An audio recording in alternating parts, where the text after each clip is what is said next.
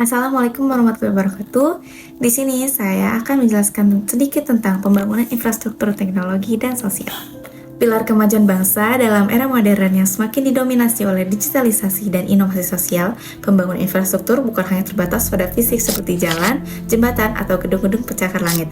Infrastruktur teknologi dan sosial menjadi elemen penting dalam mendukung pertumbuhan ekonomi, memperkuat kesejahteraan masyarakat, serta menciptakan sistem yang lebih adil dan inklusif. Keduanya berperan sebagai fondasi utama yang memungkinkan masyarakat untuk berkembang dalam berbagai aspek kehidupan, mulai dari ekonomi, pendidikan, kesehatan, hingga tata kelola pemerintah yang lebih efisien. 1. Jaringan telekomunikasi dan akses internet. Salah satu tantangan terbesar dalam pembangunan infrastruktur teknologi Indonesia adalah kesenjangan akses digital antara perkotaan dan pedesaan. Untuk mengatasi hal ini, pemerintah dan sektor swasta telah melakukan berbagai upaya, seperti proyek Kepala Paring yang merupakan jaringan serat optik nasional yang menghubungkan seluruh wilayah Indonesia, termasuk daerah terpencil dan perbatasan. Pembangunan jaringan 4G dan 5G yang memungkinkan masyarakat untuk mengakses internet dengan kecepatan lebih tinggi dan stabil. Program Desa Digital yang bertujuan untuk meningkatkan akses internet di pedesaan dan memberdayakan masyarakat melalui teknologi digital. Dengan adanya jaringan telekomunikasi yang lebih luas, masyarakat kini dapat menikmati manfaat dari ekonomi digital, termasuk e-commerce, layanan keuangan digital, dan pendidikan berbasis teknologi.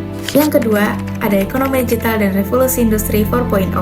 Kemajuan infrastruktur teknologi telah mendorong pertumbuhan ekonomi digital di Indonesia yang ditandai dengan munculnya berbagai platform teknologi seperti e-commerce, fintech, dan layanan transportasi berbasis aplikasi. Beberapa tren utama dalam ekonomi digital meliputi e-commerce dan fintech. Meningkatnya penggunaan platform seperti Tokopedia, Shopee, dan Bukalapak telah mendorong pertumbuhan UMKM. Selain itu, layanan fintech seperti GoPay, OVO, dan Dana semakin mempercepat adopsi transaksi digital. Industri 4.0, pemerintah telah mengadopsi strategi untuk mempercepat digitalisasi dalam sektor manufaktur dan industri melalui penggunaan kecerdasan buatan AI, Internet of Things or IoT, dan teknologi robotik. Peningkatan produktivitas pertanian. Penggunaan teknologi dalam pertanian seperti sistem irigasi pintar dan drone untuk pemantauan lahan telah meningkatkan hasil panen dan efisiensi produksi.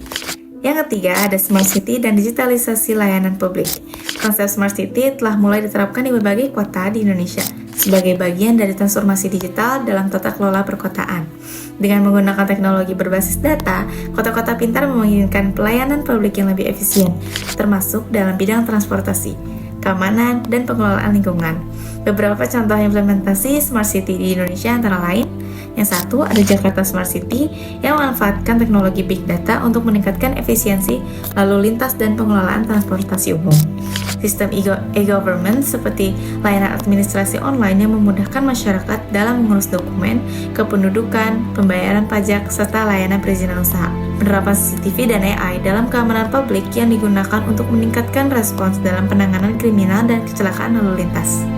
Dengan adanya infrastruktur teknologi yang lebih baik, masyarakat dapat menikmati layanan publik yang lebih mudah dan juga transparan.